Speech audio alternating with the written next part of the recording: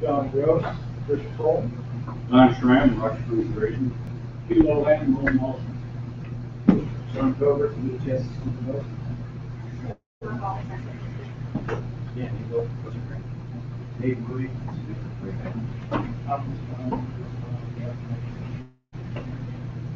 Pete Stahl, University of Wyoming, Lucas Keeler, Oil and Gas Commission, Bob Rickett, James Fish, Will Gilbert, Peter, American Coal, Settlers, Oil Answers, Ron Rupp, Susan Childs, Ryan Nelson. Buddy Greenville, Bill Budd, Ron Bag, Paul Ulrich, Jonah Anderson. John Lucas, Secretary. Travis McGivern, Senator Brassel's office. Jenny Morton, BLM. Ruth Senator, Senator Brassa. Sarah Bronax, Governor of Wisconsin. Andy Hughes, Record Dave. Bill Parsons, WACD. Roy Fester, International. Wayne County, Independent. Jennifer Land, Youth Concerns for Wyoming. Fort Saul, EDP, Water Quality. Okay. Brett on there, were you trying to hide over there? I was waiting my turn. Okay. Review of the agenda. I'm going to add one item. I want to talk a little bit about the status of the night plan and Forest Service, how that's being integrated in there. Just a matter of an update. We'll do that. Jeremiah and I can update that. Any other items that you want to have discussed today? This is actually a pretty open meeting, so if there are things that you'd like an update on or you'd like to read on, say so now, and we'll add it to the agenda. Yeah, right. To just talk a little bit about other states in your process. Okay.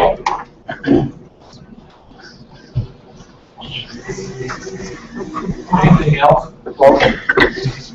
Okay, and for those who watched the debate last night on TV or person, this will probably mark Satterberg's last meeting. So I'm going to do away with the disqualified service. So she treat him nicely today. Buddy will probably make a lot of meetings. Feeling folks that they're going to be taken away also. But you can write with me, but it's awesome. Okay. Public comment. Anyone have a public comment? Yes, please, Don. Don Schramm, Rochester Inspiration. Early on when the core areas were developed, we attended major comments and developers expressed concerns. I made a statement that I'm very concerned that the core areas go through some good attention and coordination and try to implement these things as projects are proposed. My purpose is this morning is to kind of bring up what ended up being, in my opinion, a perfect storm of a combination of landowners and agencies trying to permit a state well, a gas well. This well is located north of the FMC mine, outside the mine permit. On a state land, section 16, state mineral, and the Oil and Gas Commission permitted the well. The well itself is a few hundred feet outside the core area boundary. The access road into that well crosses Bureau Reclamation, Anadarko, Rock Springs Grazing, state lands, and part of the refuge. We are, at this point, the last in the chain to approve access to that well. I got curious of what's going on with this well and went out to see what's going on. First thing I found was the entrance off the highway was the Oregon Trail. The APD has been issued this spring. I contacted the local state land office and, what are your stipulations for this road? Because it's in a core area. We don't want to allow a road for more disturbance than what they've been addressed. At that time, I had not read the letter from Game and Fish in the disturbance calculation. Well, we found out oil and gas permitted the well. State lands may have been involved, but were not really involved in the road in the corner B. We had not been notified. Prior in your reclamation, often in that area near the refuge, surface decisions are made by BLM and they issue the right of ways. In this case, BLM is not aware. Again, it's on the Oregon Trail. And Anadarko had issued right of way almost 5 years ago when this well was first proposed. I got the letter, asked for some evidence, and I feel the operator very ignorant of like many, what a port area is. The letter said that if this road were to go in, it would exceed the disturbance level for that area. Back a few years when I expressed that, someone else disturbs more and would shut down our potential to develop perhaps a water well, Anadarko to do something with gas well or a compressor site. But that's a problem. I illustrate this only because we need some kind of a system when these local agencies are involved. You get to the neighbors, tell us what's going on. Because everyone's got a say. And this is a state project following the state rules, and yet it seems to have been just another routine process. One problem, and I don't understand the details of the disturbance calculation, but just a couple years back, the neighbors FMC did a major difference. Their surface projects proposed, and we're very close to the disturbance limit. This letter said we'll go over the limit. There are reasons with this, and perhaps legitimate, it's better to use the existing road rather than build a new road outside the corridor. Fine, again, the existing road is the Oregon Trail. One time pre-disturbed, but in today's rules, we never know. And the two-track trail is still contributing or not, but still a problem. This is an area where the soil, if the clouds come over, you're stuck.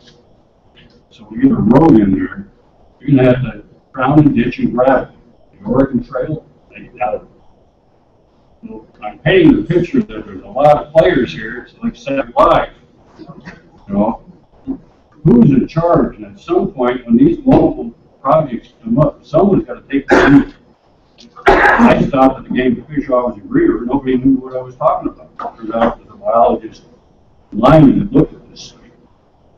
And there's other names on the letter, but I don't know if I've made myself clear, but we're begging, please, let's take a look at some of these complicated areas. We don't know if this is going to impact perhaps the tournament. So our shareholders say, hey, if we have to deny that road to allow another resource more valuable to be developed, we're not going to allow it. Or we're going to kick back to everyone and say, maybe the only way to access this road is undisturbed going on frozen ground. The problem is, hopefully it's a dry hole. You can say that for the state. Hopefully it is, but if it isn't, there's no way to put a pipeline in unless you go outside the core area, of course. Where everyone likes to see the roads alongside the pipelines. So I'm not sure what we've gained because there's no common discussion of this little 2-bit well project. Second topic, just we're wearing the black hat right now regarding wild horses. Sturgis is going to have another rally today at the BLM office in proximity to our office. They beat a line of officers. But we're very concerned about the uncontrolled population of wild horses and the continued pressure to get BLM be allowed to do the job. But there is an impact to the sagebrush. We hear very little of that discussion in this room. A lot of discussion in the background. So we encourage you to jump in, try to understand what that is. We're investing a lot of money to get horses cut back, at least on a tractor board when we get about to use it. That's going to make a difference. We have all the more. So we encourage this group to pay a little more attention and discuss some of the evidence showing up with the impact of wild horses on sagebrush and the need to control it. Paul, the number of wild horses was on maybe for the recipient. Perhaps there has to be some adjustments, redefinition of boundaries for these HMAs, not to create these conflicts. One statement from a member of the Wild Horse Advisory Board, which is meeting in Riverton in 2 weeks. Somebody's have to make a choice. They want horses or chickens. Can't have both. That's some of the pending discussion. Stay tuned and see how it goes. Back and forth. Thank you. Thanks, Don. Any thoughts on the first topic? The second one, obviously, is and I think if you look at the core area strategy, we do recognize the potential impact from wild horses. Like everyone else, it appears the courts have our hands tied at some point. I think you're right, Don. You can't maximize it. Ryan, you got a comment? Well, yeah, actually, one on each. First one is, I have also been hearing about Muddy Mountain, the state project, and the biggest hike in the state. Is there a need here for us to do a review on how we are applying this work across the board? And then we're looking to game and fish coordinate, which I think is the question at hand, is the coordination. Are we giving them the support we need, and are we getting there on the coordination of the project? I think the answer to the question is obviously yes. It is time to look at it because this is clearly a case where we had multiple agencies in jurisdiction, and somehow, the communication was not complete between the land ownership type. So, Mary, this would have come through you guys. Thoughts as to where we could improve the communication there, or do you want to think about the original group who worked through this maybe ought to be pulled back together to see if there are some holes there that need to be plugged, or if there are some things that we ought to be talking about. Susan, I think you headed that up the last time. Thank you. The unique option, or at least this well, even before they go to auction, even before a parcel goes to auction, we run our inventory list through Game and Fish. They say you need to apply these steps.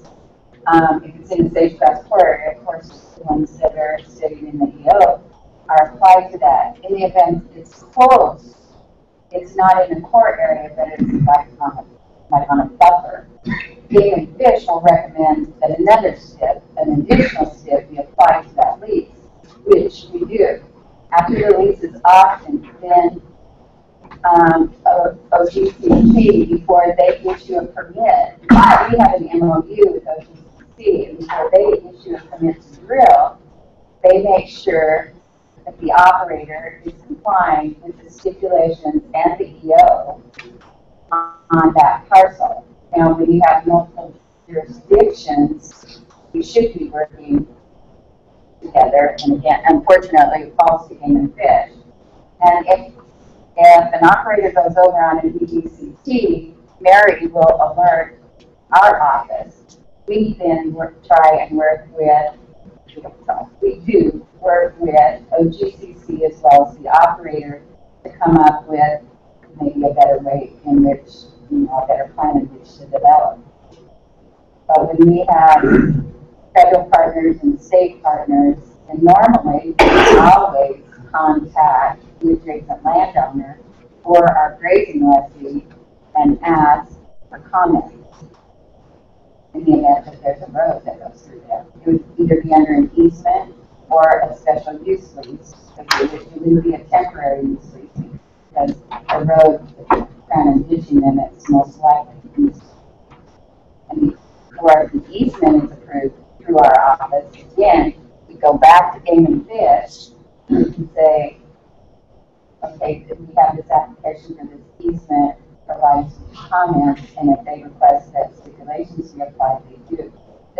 There are multiple steps in the process, and I think maybe we should all get together and come up with maybe not necessarily an MOU, but we need to better manage that. Yeah, and I think, Dawn, your description of it, a perfect storm, is probably right on, because in essence, you have an application for a permit that is not in core. Now, then you have somebody who says, okay, we don't care if you use an existing 2-track road, but physically that's an impossibility. So the operator at some point there should have looked at that and gone, I can't use a 2-track road to drill this well. It's going to require something else, which would have triggered the DDCT to exceed. But all the assumptions in this were wrong, basically. It's outside core, therefore there's no impact. That wasn't right. It's a 2-track road, we'll use it. That was incorrect. What I'm going to ask is, I think Susan, probably Craig, Lucas, Buddy, somebody from your shop, let's get back together between now and the next meeting and kind of, for right now, rather than solve the problem. And Don, you're welcome. I'd like you to participate with me if you would, because you've got you've gone through this thing and you can offer some insight. Let's make a list of where the potential hazards are to us. That's what I would ask that group to do, to say, okay, what are the perfect storms we need to be aware of? I do not want to see us go to, well, we'll buffer all the core areas by 5 miles. Anything inside that, that's absolutely not acceptable. But it really sounds to me like what we need is a better, complete project submission at the time of permitting. Because if you don't, if you're permitted to drill a well, but you can't get an easement to build the road, you know, why permit the well? But is that enough direction for you guys to kind of work from? Anybody else that wants to be on that group, just raise your hand. But I think for a small core group to start that discussion, let's go with that. That's pretty much the group we had before, isn't it? Okay. Yeah, Linda. I don't want to be on the group at all. But if we were permitting a mine,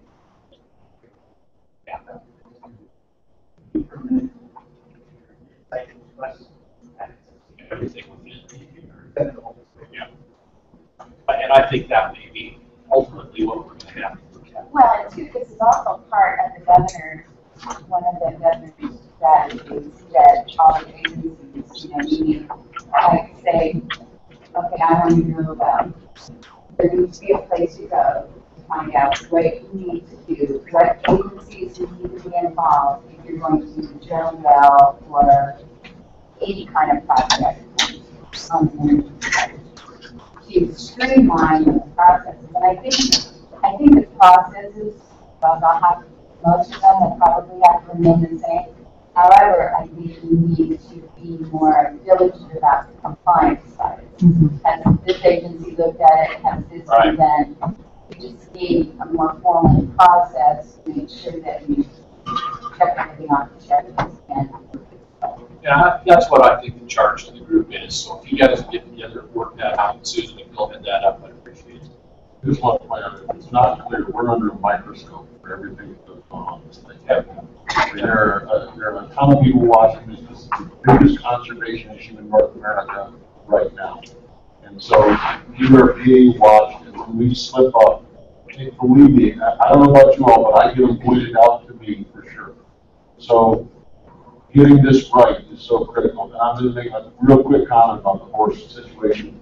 I want you to be sure that everybody knows that there is a coalition now, not-for-profit conservation organizations. They're trying to address this issue. And I would suggest that people who are facing it in the field to hook up with the Horse and Burro Coalition to try and help us get through this problem. There's no crazier group of fanatical supporters of anything than there is. Maybe Alley Caps in New York State have as much support. But almost nothing else has as much support for our horses. And so I would really encourage that you reach out to specifics and the specific asks that they are scrambling around trying to figure out how to deal with this overwhelming issue. It's a problem where you are. It may be the end of sage-grouse and the sage-grouse ecosystem. And you were saying we get horses or chickens? The long term is we don't have either, because they're destroying the whole ecosystem. And we really have to get to grips with it pretty quickly. Thank you for the comments. I want to spin off the discussion on committees. We've adopted a policy regardless of what permit is issued here, right away, an agreement, a license, incorporate what we call sage grouse stipulation for reclamation. Mary helped us with that on one case. But our stipulation will be that if it's in a quarter area, we're going to demand that the reclamation follow quarter area guidelines to a point that someone has to approve that it's finally met the criteria to be released. Feedback we're getting when we applied that to a couple majors. Wow, how do we do that? Well, you have game and fish, EQ, or whatever you have, and they've been met with a couple, well, we don't really want to do that. I don't know who they're talking to. But that's our stipulation. We're not going to be the one to say, okay, you met it, all the rest of the people. You know, so we're going to kick back on some of that, put the pressure back on game and fish, EQ, whatever it might be. Say that this area can be removed from the disturbance calculation, whatever it may be, which may be well beyond me. But that ties these operators and applicants for a long time, and they pay the rent until it is paid. Thank you for your time, Bob. And John, hats off to you guys for doing that. I think that's another thing.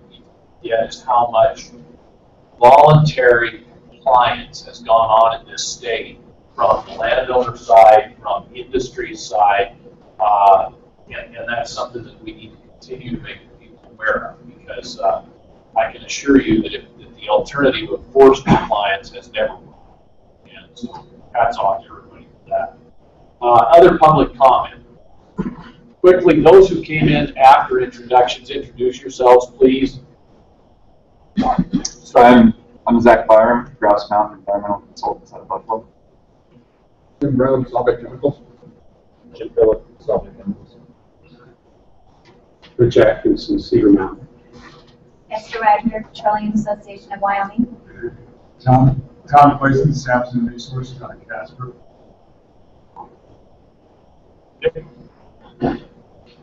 Mike Smith, QEP Resources. Ms. Whitford, Sage Grouse, J.S. Young's for Nicholas Graff, DDCT, Data Stewart. AC Walker, UW. Martin Beaches. Pardon me for the question. They're going to February before that. I don't worry about Polygold Nature Conservancy. Okay, thanks. Any other public comment?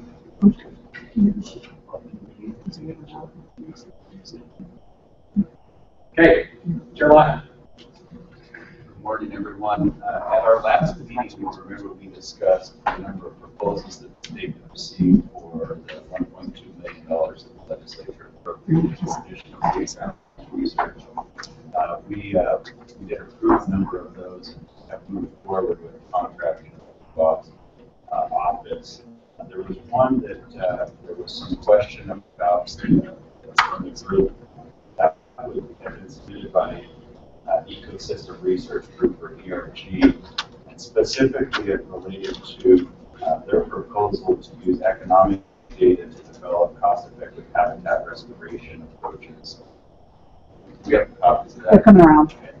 I got 30 of them, so you might have to share. I'm not going to go deep into this, and Mary can certainly get into the weeds on this proposal. But Mary has had a conversation with So Mary has talked to them about their proposal, asked them to resubmit a proposal, which is what you see here today. They outline a number of tasks that they would undertake, including data collection, organization, consultation with the team, on analysis and approach and assumptions, conducting their statewide assessment of sage grouse habitats, and then ultimately developing those cost-effective habitat restoration approaches. The total amount that is part of this proposal is $37,000. Bob and I had a short conversation earlier this week, last week. At this amount, we felt that it was worth of our effort to move forward and collect this information. So it's our recommendation to move forward and contract with the ERG on this. And I believe, if memory serves me correct, of the 1.2 million, we were a little bit under $1 million contract, so we were trying to maintain roughly 200,000 available to us moving forward. Something to raise that for us. The only thing I would add is I think when we originally looked at it, we thought there was some redundancy there with other projects. In hindsight, yeah, and the answer is yes, there is. But frankly, given where we are as far as data collection, I think redundancy probably is a luxury we can and should afford ourselves. If we end up finding anomalies between two different analyses, that probably strengthens our ability to address those issues. So Jeremiah and I were in agreement that $37,400, this is probably a smart investment, and we need to move on with contract use. So, any thoughts, any disagreement with that? Yeah, just one comment, and it's not to say not to do it, just to suggest that we're Northeast Wyoming with the land fire data, probably not going to find what we have there. So as long as we're aware that Northeast Wyoming is not going to get through the cover the analysis of current sage-grouse habitat land fire in our estimation. Yeah, we've incorporated the words except in Northeast Wyoming in almost everything we write. It really it is a fair statement. We understand that, but maybe this points out the fact that we don't have all the tools we need and we move forward from there as well. So, yeah, good point. Any other thoughts? All right, we'll move ahead with that. Mark. Sure, considering this is going to be my last digit meeting, I'll use the rest of the day to talk about my dogs. Take your time, buddy. You got 6 days left. As most people know, there was a draft policy that came out regarding voluntary pre-listed conservation actions. We knew this type of work was in the works in Washington. We didn't know until the day before that it came up, that it was coming out. Those that I know in the field that worked on it said it changed significantly from the last time they saw it, so it kind of caught them by surprise. Those same people are working on the sage-grouse mitigation framework, which was supposed to be out quite a while ago. It was supposed to come out last week, because this came out before. They're trying to realign things so that they're much more in alignment. Mary has copies of the Federal Register notice, so if anyone's interested, you can get a copy of that. It's being passed around behind us. Okay, I'm sorry. But I just wanted to go through a little bit of it and let folks know what my understanding of the policy is. The policy is obviously not very complete. There's a lot of information that needs to be filled in. I think consider it its draft. Fish and Wildlife is not known for getting drafts of final policy quickly. So those of you that are thinking you're going to use this for sage-grouse, I would caution you. It may not be finalized before the listing is suspended. If we find it not warranted for listings, then you can use it when it becomes final. Just a couple of things I'm going to flip through very quickly. March of 2012, the service published advance notice of proposed rulemaking. Basically, that was asking the general public what can we do to incentivize private landowners to do conservation for species at risk. They got 95 responses. This came out of that request. So basically, the purpose of this is to incentivize voluntary conservation prior to listing. It also clarifies a reg that's already in print that we will give appropriate consideration to any other official actions taken by a federal agency or applicants for consultation that have been done before the consultation began. That will also policy make it clear that will evaluate the conservation value of those actions based on its conclusion and priority and conservation strategy. And that's done through two things. For private landowners, it can be a section 10A1B permit, which is through the habitat conservation committee process. And for federal lands, it would be through section 7 consultation.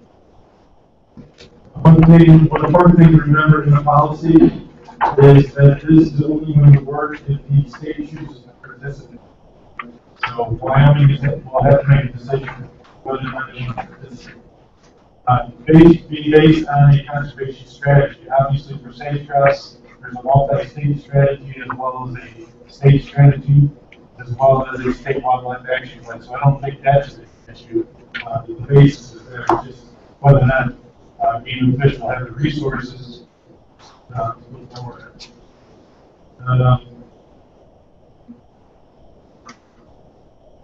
As far as what defining voluntary pre-listing conservation, first, the action is to be taken for the species that is intended to benefit the listing.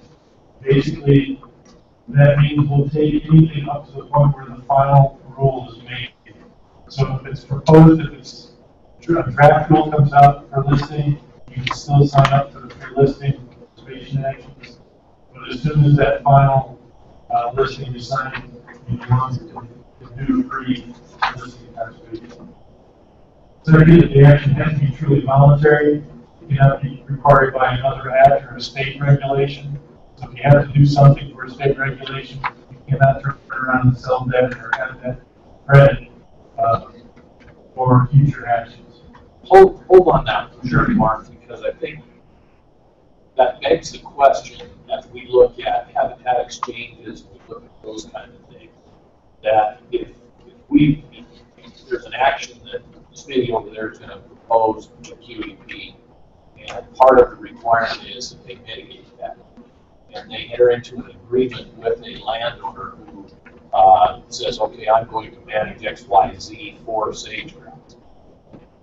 That, in essence, is a required action, not by law, but by agreement between the state and the operator.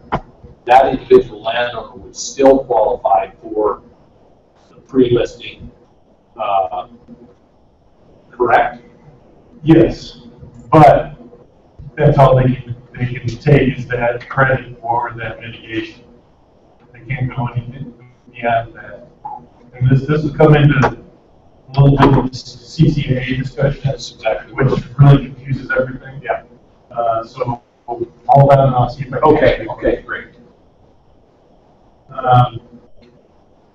Well, CCA is very thing actually in the regulation.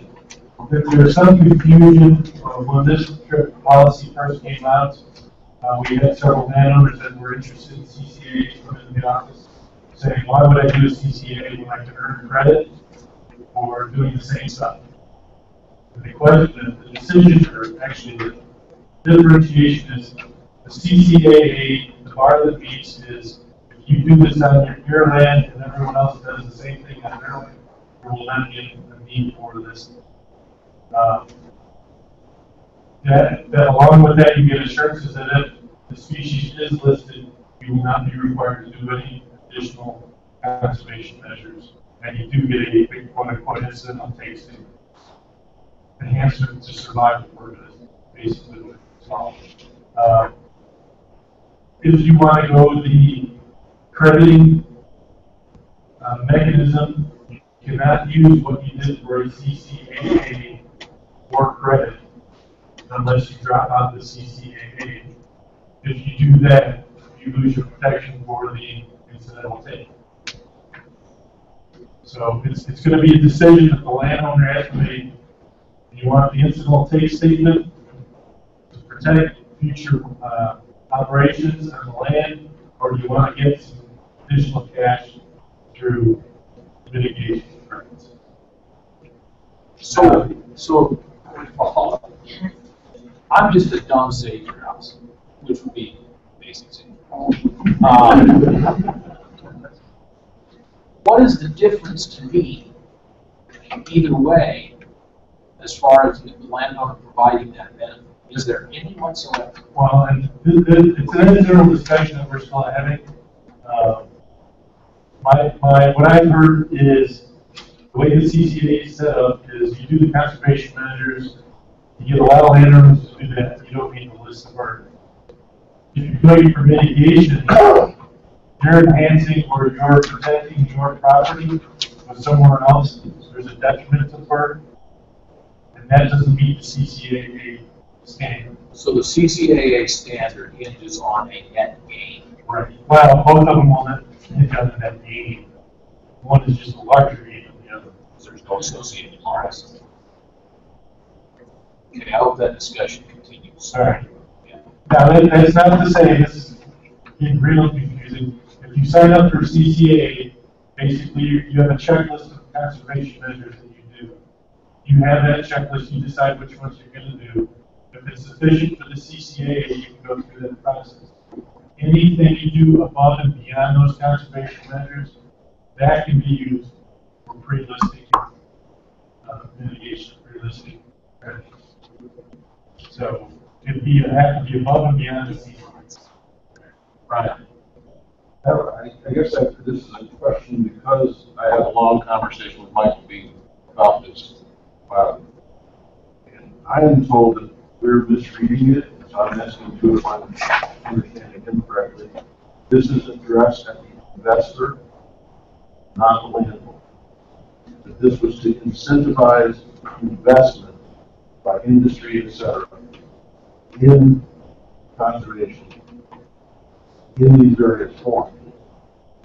That this was misunderstood when it was seen as addressing the landlord. I must be misreading it too.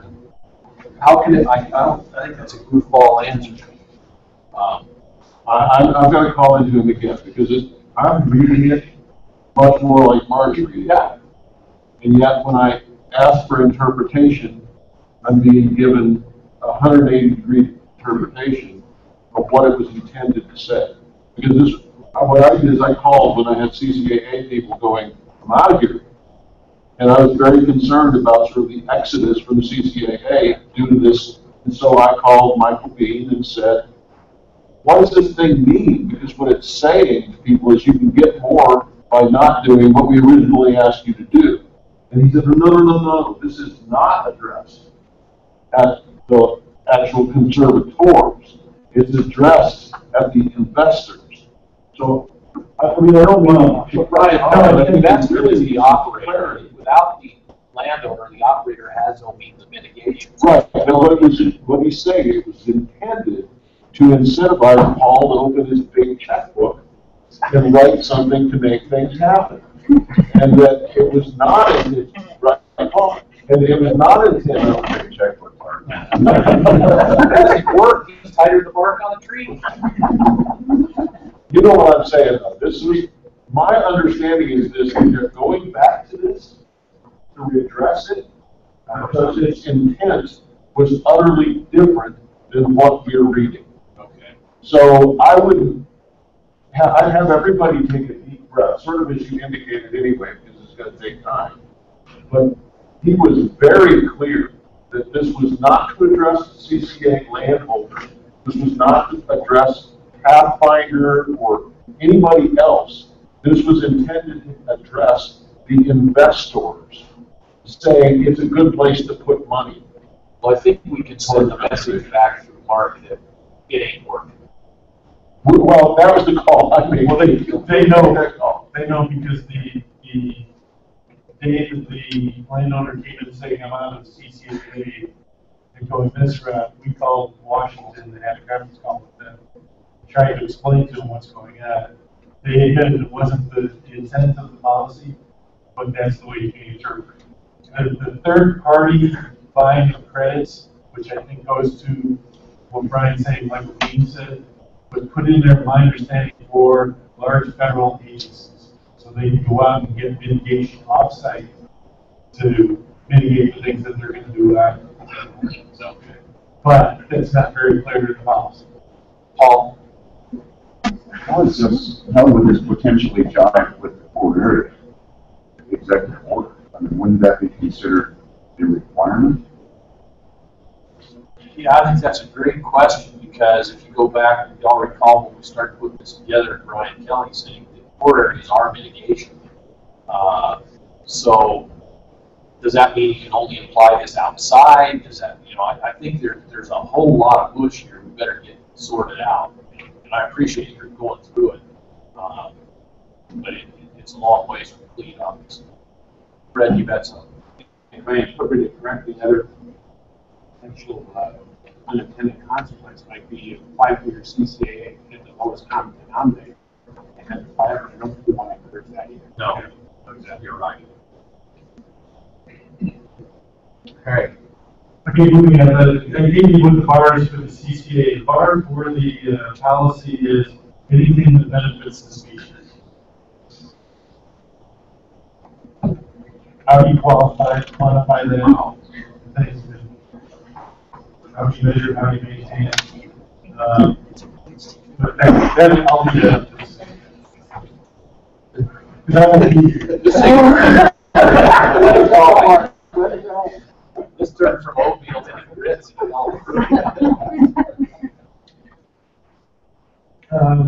More to come. More to come. Okay. Obviously, the policy does talk about the role of the states. My interpretation, and it kind of gets mixed up near the end of my interpretation, is the states are supposed to take the lead on this. It's going to be the state's conservation policy that sets what species this can be done for. The states will have primary management authority on those species. My main thing, I'm sure the state has thought about this, what kind of workload does this have? Not only are they supposed to come up with a program, but they're supposed to be able to track it and report on it. One thing it does talk about in here is having a multi-state approved program, which would be great for species like sage-grouse, where there are 11 states. However, for other species that are exempted to one state, that state is stuck with doing that. The role of Fish and Wildlife, if we're still here, will be supporting the state, helping them wherever we can. Again, this is going to be a workload issue. As far as they use the word credit and don't hold me to this because that's more advanced. But quantifying beneficial and detrimental impacts, basically you have to quantify what's going to be used as a credit, advanced credit, and how detrimental effect or detrimental action, how that's going to be quantified. And they have to match up. And they have to match up equally along throughout the state. So that's going to be another issue. Policy itself does not specify what those uniform criteria standards or metrics should be, or even how they are developed. So that would be a huge workload in itself.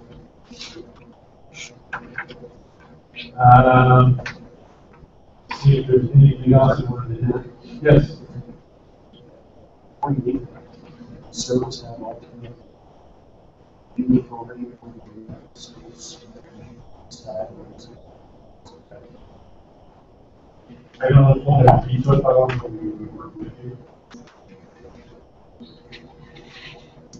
You may not have vetoes that are, but you're going to have approval.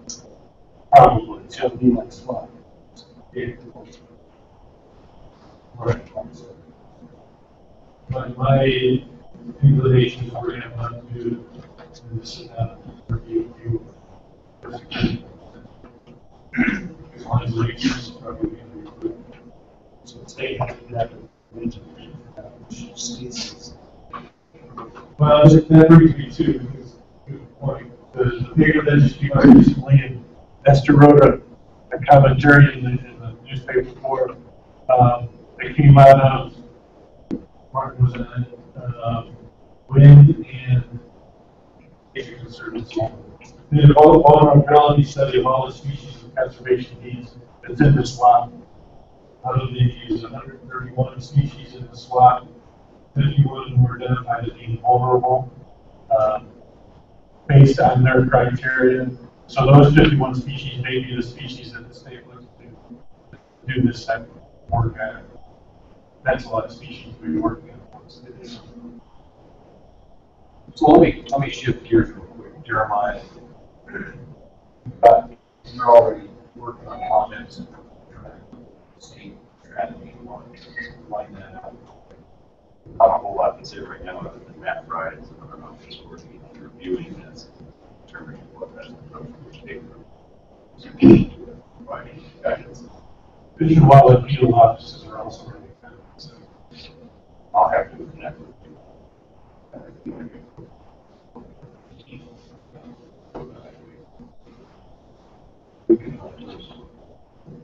So let's leave that Jeremiah and Mark for now, as far as if we decide to put a team together, that'll come through Jeremiah's shop.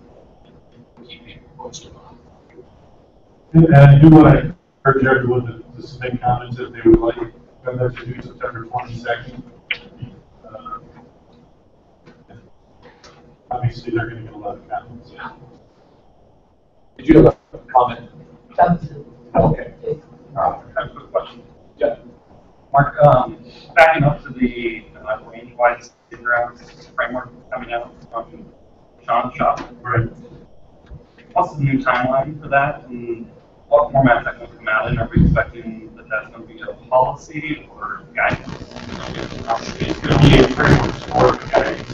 Okay. There's one currently in life and this is not all of that, so they'll be talking about it.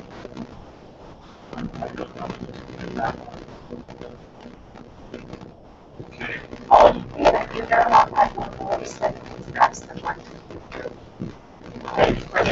We would appreciate that. We'll do that. Okay. Okay. Now, they talk about, I'm going to take off, I did talk about the main what is, there's already been conservation.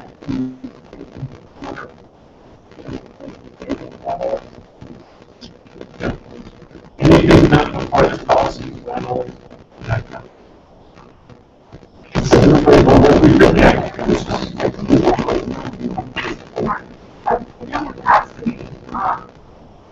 About the insurance areas very also it's rather vague on that's insurance is actually going with everything. But it's policy, it seems to be for the insurance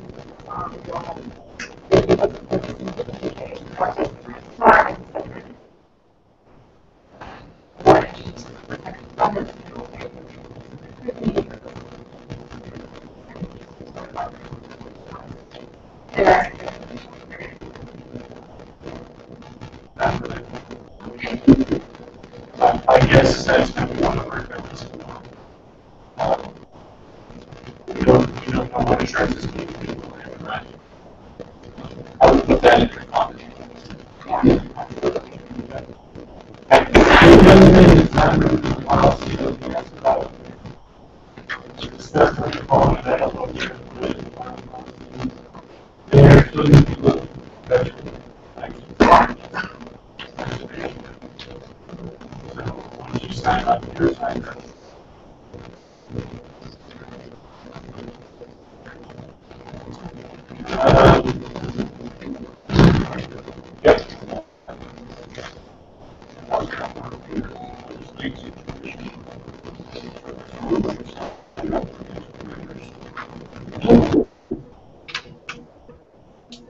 Analyze that, and the state to develop something.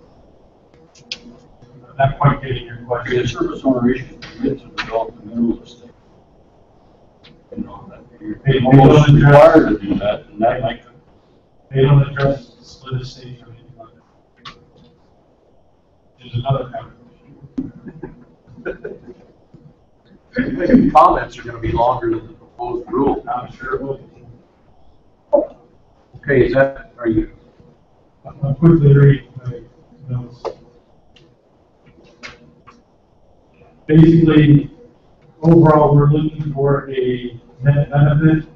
So the credit that is given must be greater than the detriment of the action, resulting in positive assistance to the recovery of species. In the policy near the end, there's a request for information. It basically presents 6 questions. These are very, very similar to the questions that were in the notice of potential, I forget what they're called. When we first came out in March of 2012, basically, the questions they're asking us as the general public are, the policy requires overall positive assistance to the species such that we define as benefit. Policy requires that tree listing conservation action be part of the state plan. What approach should we do if there is no state plan for the species? Those species for which the state does not have authority or jurisdiction should revise the policy to allow tree listing conservation action for these species to receive credit.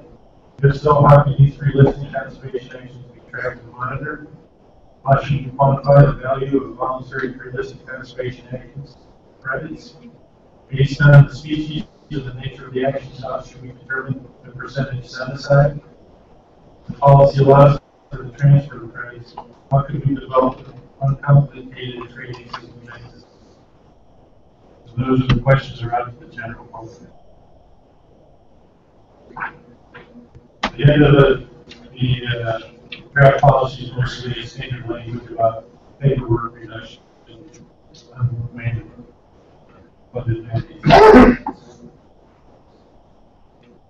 Okay, that's it. Thank you. I think. I'm just glad I can be here. We may invite you back as a guest. You want to do the data call? Sure. The data call came out at the end of July. I think it was July 30th or 31st. The letter should be coming around. We're asking, basically, there's 3 sections to the data call. The first is the conservation efforts database. This is a database that can record all positive things done for state grass. It's web-based. It seems easy enough to use. I went through a 1-hour training and get the general concepts, so I could actually get in there and do it. If I could do it, I think it's just about it. If you want to put data in, basically you have to request to be added. The website to do that is actually in the letter. It's conservationefforts.org. You just request access to download things. It is secure. You need a password.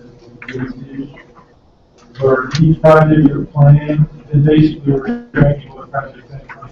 So if your plan is not implemented, but it's imminent or pretty sure it's going to happen, you can actually enter that in the database, and then we'll be taking into consideration. Basically, we're asking for 6 components: basic project information, location information. You can either upload sheet files, or you have to use digitizer. That's about activity and metrics. What threats your actions is addressing. You can upload supporting documents, and then you basically say if it's been implemented, whether or not it's effective, has been effective. We're using it for 13 threats. We were identified in the COP report. Basically, it's agricultural conversion, conifer encroachment, energy development, fire, free-roaming equids, grazing range management, infrastructure, isolated small population size, mining, noxious weeds, annual grasses, recreation, sagebrush elimination, and urbanization. Before everyone jumps on me, predation is taken into account later on. This is what the database is looking for as far as information goes. The next portion is basically population status and direct data requests. We're asking for population status trends and numbers. We're asking for habitat status trends. Our areas of safe for us to conversion. Any of those addressed and talked about. Loss and fires. Development, either through energy or other types of developments. Incursions of cheatgrass or invasive species, freshman conifers, energy transmission corridors, infrastructure that fragments, degrades the habitat, impact from overgrazing, hunting and other uses we'll be looking at. That has been raised as an issue. We will be taking a look at that. Disease and predation. Asking on that, asking for locations where appropriate for any West Nile outbreaks, any new diseases or parasites that have population level effects. Data suggesting that predators may be eliminated in greater city traps in the range. Independent habitat or decreases or just decreases in predator population affecting greater city traps as a result of habitat alterations. Also ask for other factors, so if you have find it on the list, you put in other factors, pesticides, contaminants, recreational activities, or other human disturbances. Please put it in others. And if you have literature for support of your comments or information, we appreciate you uploading that literature as well. The third is the spatial data cataloging instructions. Okay, spatial data for safe traps basically gives you information on how to access and upload that data into the online database.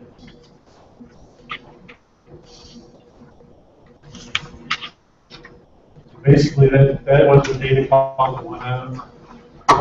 We know Wyoming has its database. Wyoming is also involved in what we're calling multi-state database as well. Our hope is that we do a simple batch load from those databases directly into our database. So it should be fairly easy rather than doing one project. Mary, Nicholas, you guys want to talk about where we are as far as the data call? Yeah, but what I'd like to do is if we could just take a quick break because I want to bring some stuff up on the internet. One quick thing is the database actually opened up on yesterday, so it should be open for access today. Okay. Mary, why don't go ahead and call it up. I'm going to do these other two items while you're doing that. All right. Okay, and we'll take a break on it. So we'll come back to this and let Mary show you what's going on from the state side. Let me bounce back to Brian, your request about other state actions. Go ahead and you can lead that conversation. Well, I think it's first worthy of note to all of us that this, that our future in the state grouse is pretty dependent on how the other states. And we're seeing a really mixed bag out there of performance. But I wanted to talk in specific about a communication issue, which I've mentioned to Mark and I've talked to DC about. And that's the bringing up of the 4D rule into the ESA as a default position.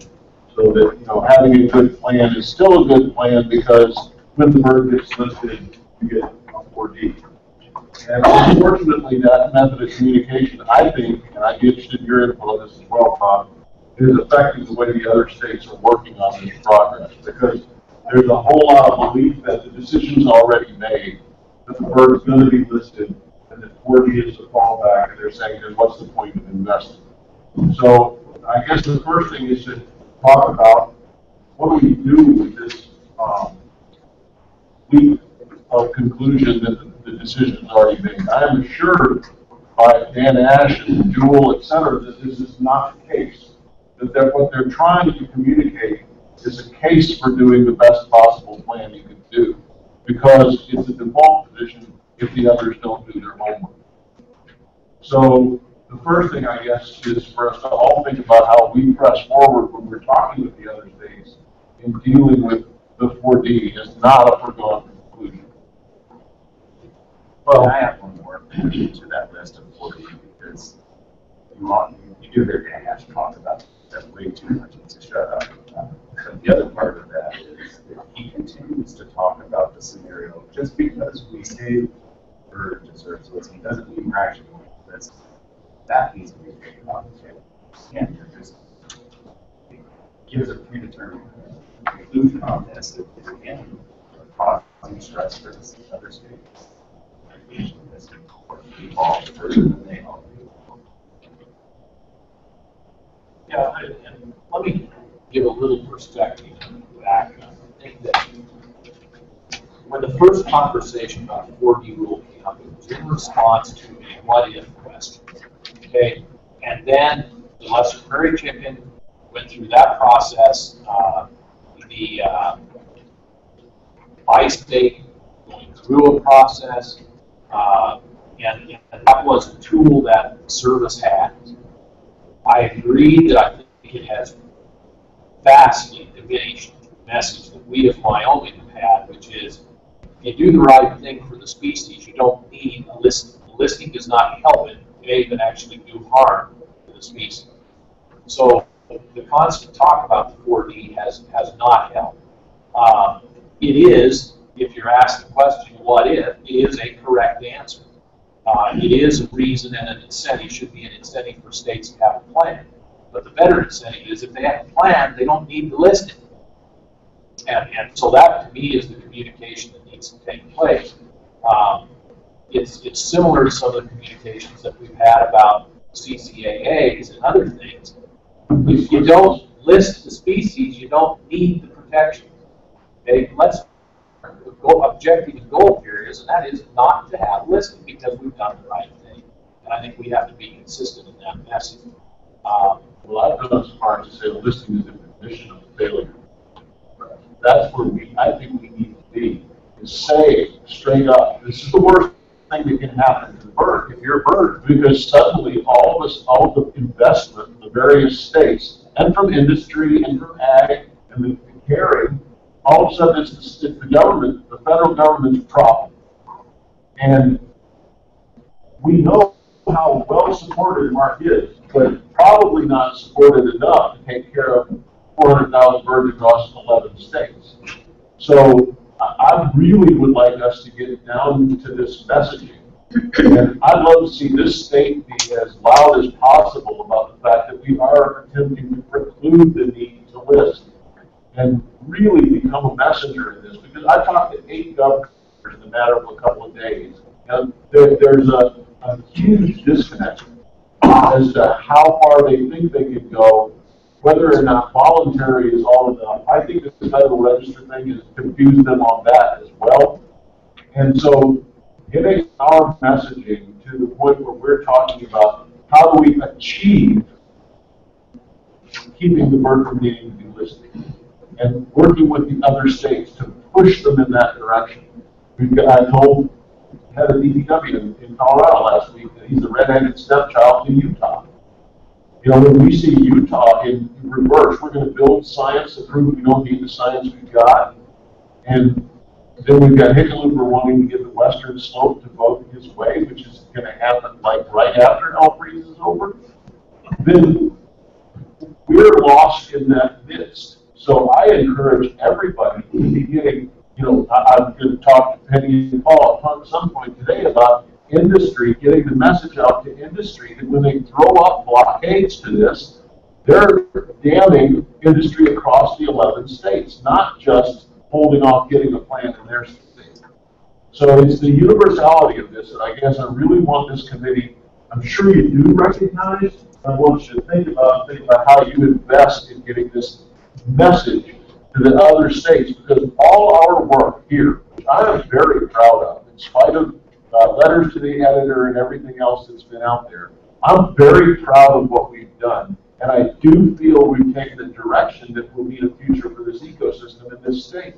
But we can have it undone by failure to perform on the part of the other states. So I encourage all of you to be as vociferous and constructive as you can be in addressing these other states and your brethren in those other states, whether it be the grazers, the developers, the miners, whoever it may be. We got to get this together. So Brian, can you talk quickly about the other states and their position and all this? Sure. That might help focus our efforts rather than You want me all. to give my, give your, Let me do this, because I don't know how many of you are aware, but Jeremiah is now the chair of the task force, the governor's task force.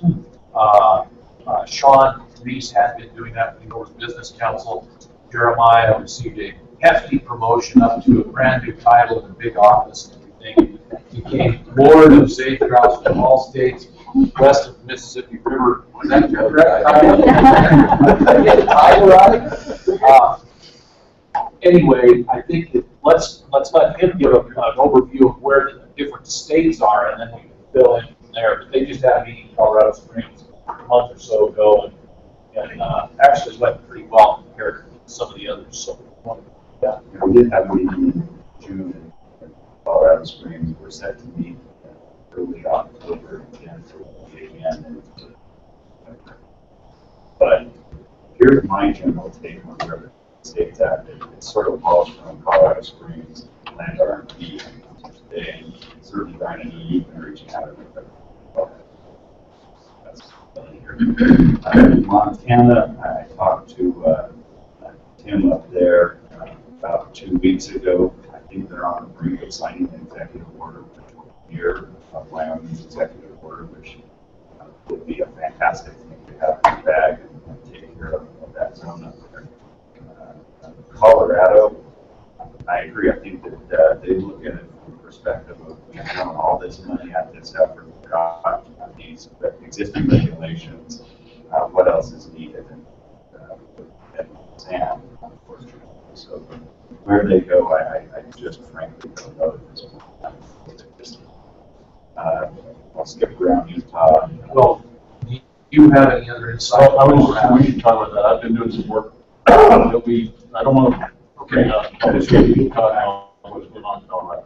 Idaho, one of the discussion points that came out of the Colorado Springs meeting is that the other states don't have the working relationship that we do with the Fish and Wildlife Service, various agencies involved in this. So they've been playing a little bit of chicken, in that we're not going to move forward on regulation for state and private land until we understand that you're going to follow our state and federal. And it puts, quite frankly, from my perspective, I'm in a difficult position of saying, if we need to overcompensate because these guys aren't going to do something, it's just a horrible thing. But what we agreed at that meeting is build some coordination, move forward, and do a roll-up with the federal agencies to show the consistency across plans. And coming out of that, we're more seemed very interested in going back to the governor and ensuring that they would start to lock up their side of the equation. So, and I've heard generally that that's the path that we're on. So that's good to hear. Oregon, Washington, they're in a difficult situation. I don't know how much they've been able to accomplish this past week once the fires up there just destroying a lot of habitat. That, of course, is another concern I have moving forward in this whole scenario. But they're very focused on trying to figure out the mitigation side of the scenario. Following a lot of the lead that Nevada has put down there. But I think they're generally going to get there with some sort of a plan. Nevada. What area we can probably use your help on? The governor there is having difficulty understanding that we're not picking on wind and giving advantage to gas. He doesn't quite understand the infrastructure difference. The 1 factor section versus 16. So I think hearing that from more than me would probably be helpful. Mm-hmm.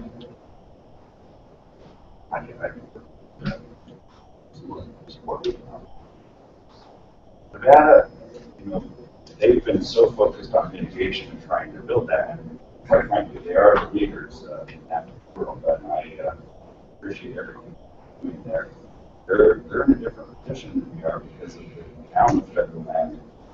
ownership there, and we're up against unique situations. We talked about disturbance, what they really control. But I'm feeling a bit more confident where they're headed, primarily coming out of Lambert decision. We quickly got calls from Nevada about that decision to match up with our land. And so I think they're ready to advance forward with their planning efforts. Utah, they have the plan, and they're entrenched and not moving forward. Voluntary is the way to go.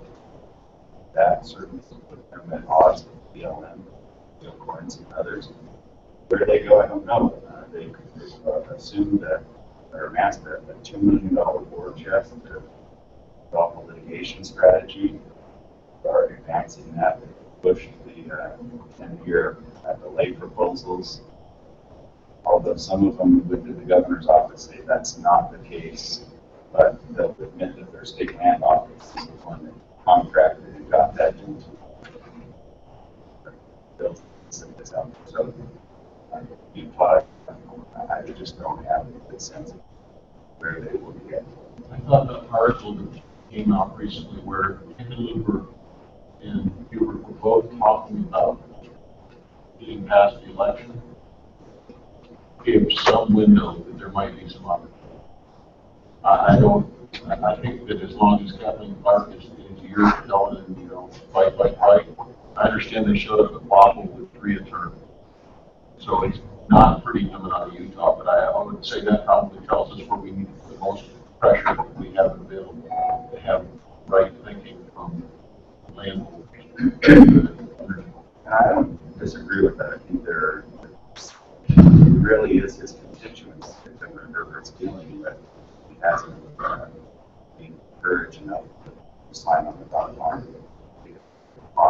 But that's tomorrow on the gas guys, but it is to do with it.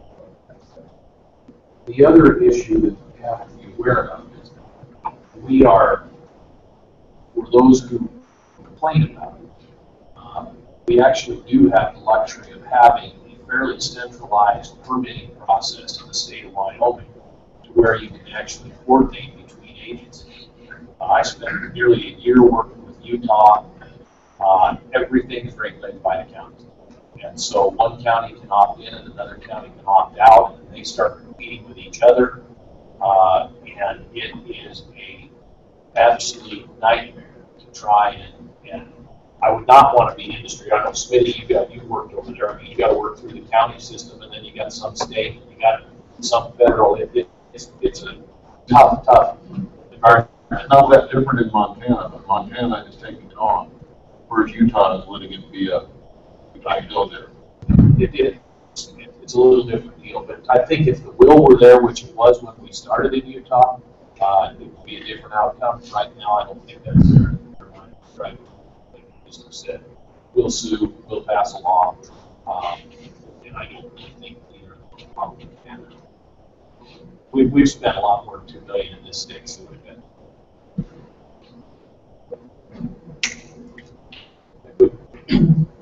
If I may, just one comment on this kind of whole messaging and other states topic.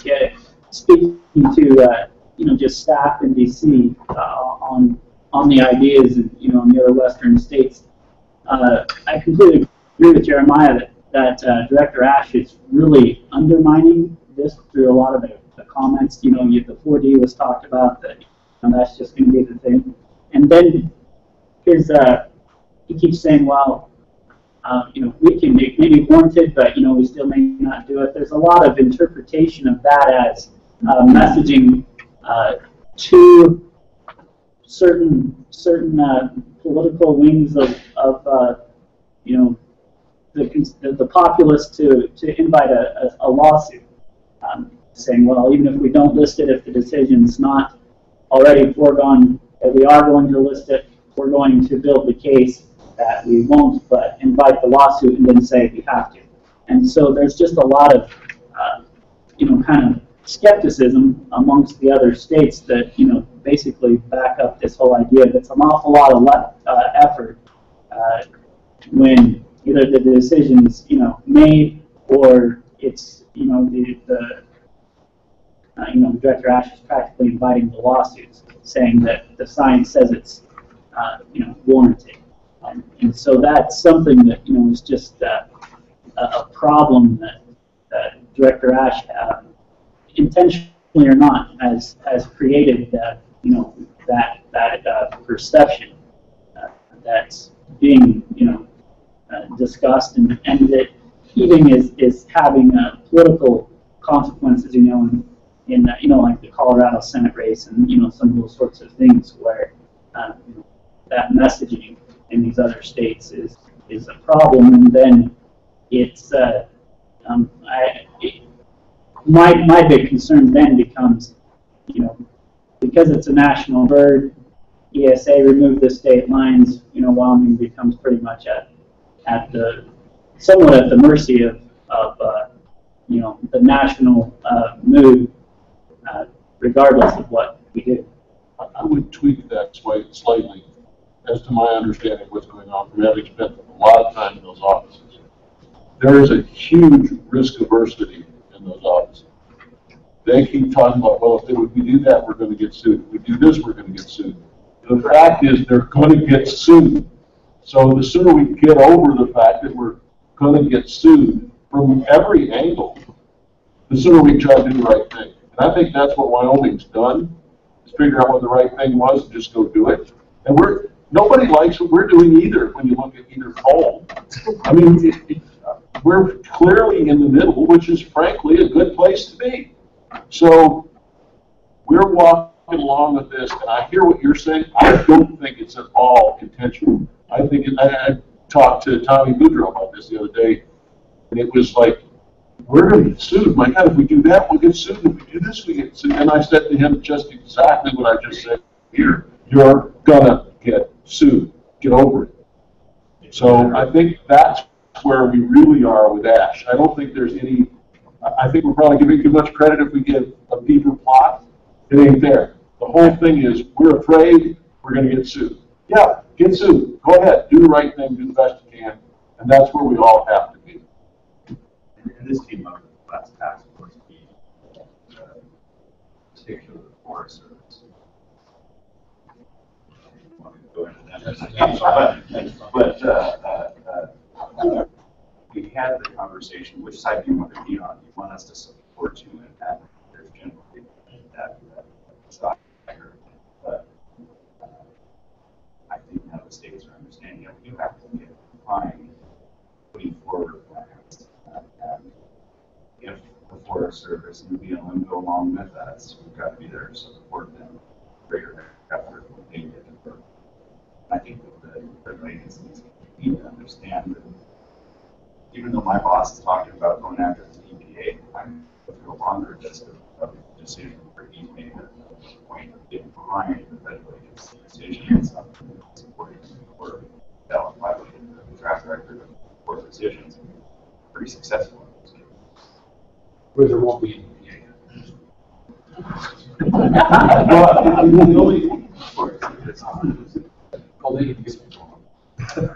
I was just going to say, we didn't mention the Dakotas, and to your Forest Service comment, I talked to Heidi Heitkamp, the senator there, and she was telling me they are treating 1/3 of the state as habitat for sage grouse. And so they're changing the Forest Service plans where there haven't been sage grouse in 100 years. So, I mean, if anybody's really going into overkill, it may be North Dakota. But we're already killed everything that was there anyway, so I don't know that it's huge. That's North Dakota, South Dakota, not been very engaged, or were generally the consensus discussion. They prefer the better people. You know what I mean? That's I think they're going to try and frack their way out. Well, they're pretty practiced. Okay, let me real quick give you an update on the 9th, and then we'll go back from here. I think all of you, we've had several briefings on this as we've gone along. Forest Service came in as part of that process. You'll recall the conversation we had in Casper about viability analysis and how that applies to their land use planning. It's a different thing than BLM. We went through a fairly rigorous process looking at rolling the 9 plan up with a Forest Service side-by-side that addresses their planning regulations, their laws that they operate under. A month ago, well, actually right after the Western Governors, Jeremiah and I met with the Forest Service folks, walked through some of their concerns. We ended up with approximately 50 areas that we had disagreement with their original draft. They took that advisement. That was a group of us that met and went through it, fairly fine-tooth comb review. We got, just recently, the last week, we got their draft after our comments. We've narrowed the concern areas down to 13, which is to say that the 33 others, either they accepted our suggested change or we looked at their logic and agreed with it, or that they, a lot of them we just said adopt BLM language to remove any inconsistency, and that was done. I think that's a very positive occurrence that just happened. We'll get comments back to them tomorrow on the other 13 areas. I can tell you that of those, probably more than half are simply wording disagreements. As an example, when we talked about moving the period that you would protect breeding and nesting, in some areas where those birds left early, you can move it up to March 1st. In other areas, you can move it back to April 1st, depending on local conditions. The word in there was expanded.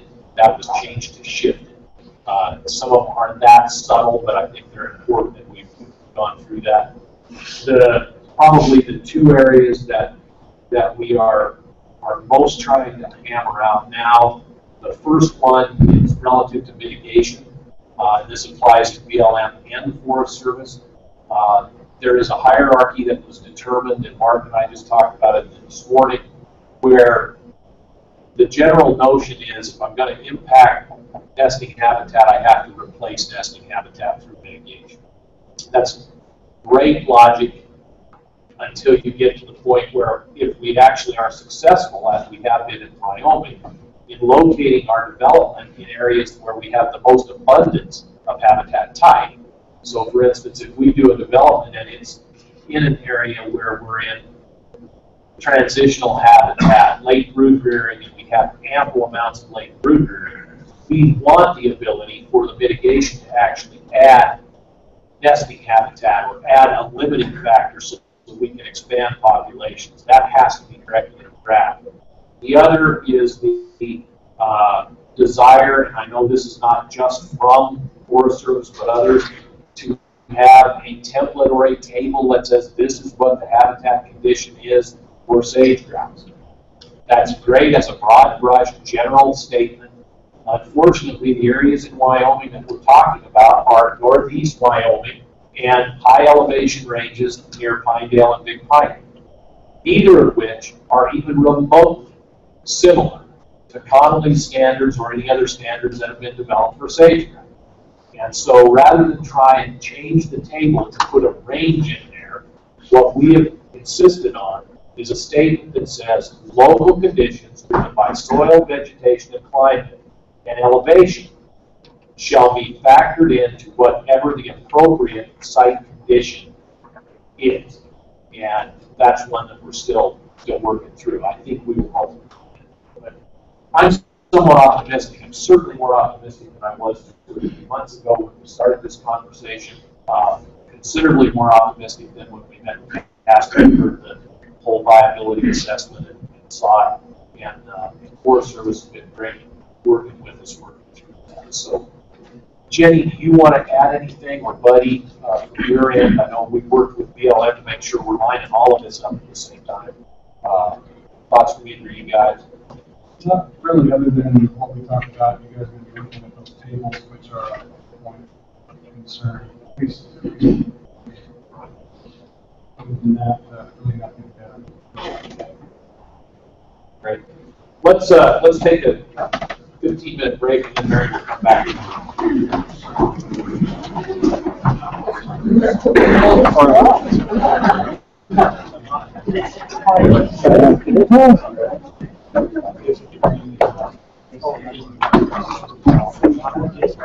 How are you? Good. Yeah. Well, we're walking along. That's your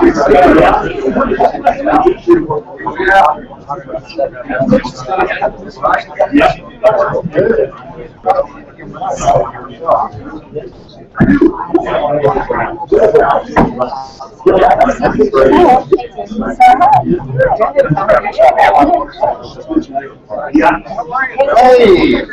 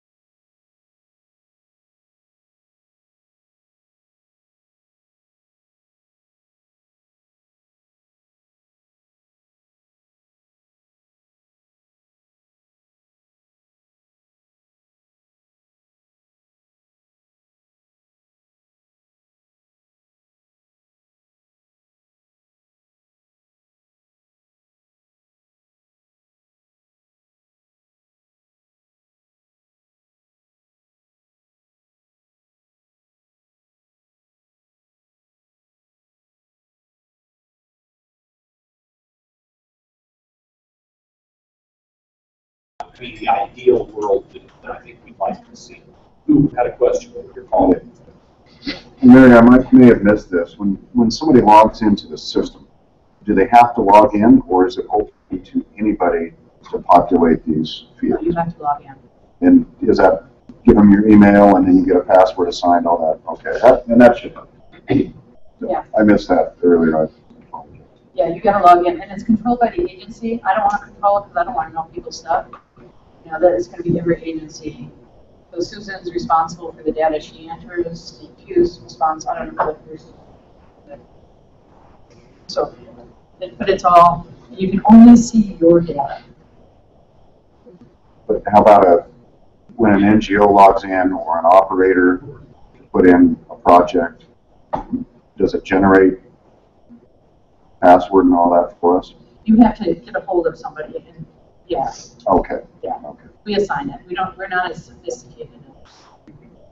But yeah, just get a hold of me and we'll get you the password and sign up. So it's knock on the door and we'll answer. Yeah. If there was a project where you had reports and you got that, yes. And we also want to know, so we go back to wildfire, one of the things that we do is we try to credit that there's a plan in place to restore that wildfire. We want to know what the plan is, who's responsible for implementing that those things. So one of the things we're worried about is we don't want to get too much stuff, but we want to make sure that we know who contact we need to get additional stuff. And so in terms of confidentiality, I assume that would also be the responsibility for data and making sure that the level of information. Yeah, and if you go back, like NRCS, we had a little bit of trouble because NRCS can't give out private information, but we wanted to collect it. So what we do is collect it, we get the number of acres, and we put it at the county level. So it's not as detailed, but we can say in this core area, this project added. So we got to zoom and, yeah, but we wanted to collect it. Right. Yeah. These are good questions. So fun.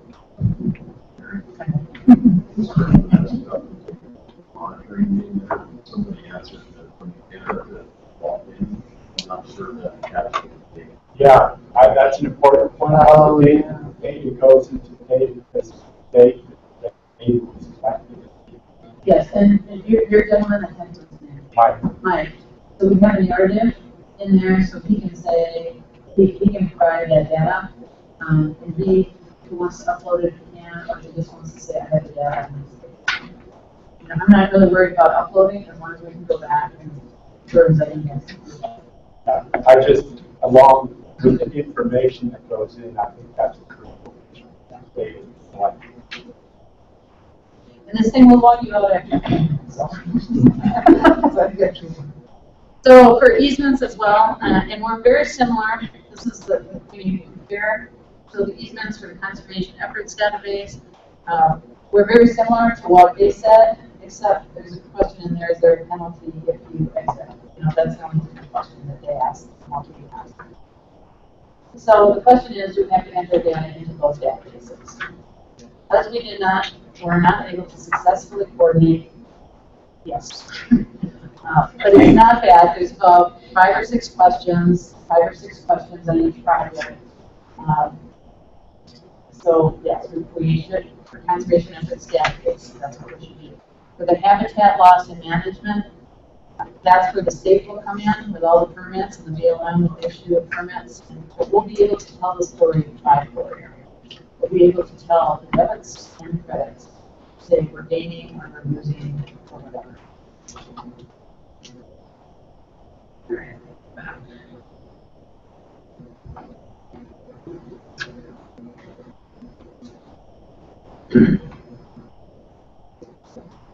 We are doing web access right now. Get people going. We're working with PAW. It takes about a half hour.